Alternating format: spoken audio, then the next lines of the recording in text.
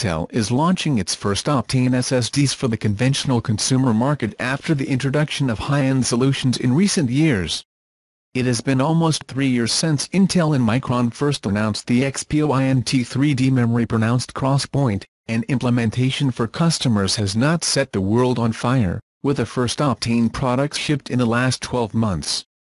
Intel now has some small 16GB and 32GB Optane cache memory drives for use in the Kaby Lake and Coffee Lake systems with a 200 KB series or 300 Coffee series, the P4800X 750GB server-oriented card, and the high 280GB and 480GB Optane SSD 900P series.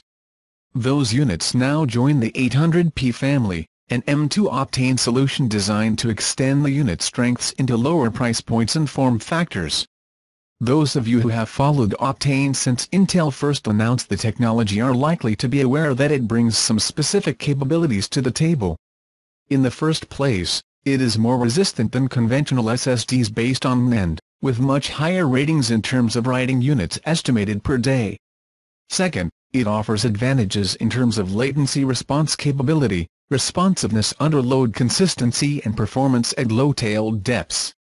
The new 800P series does not offer a full PCIe 3.0 x4 connection through M.2, however, each unit only uses one X2 connection, which means that theoretically you can RAID together on many motherboards, assuming you have more than one M.2 space,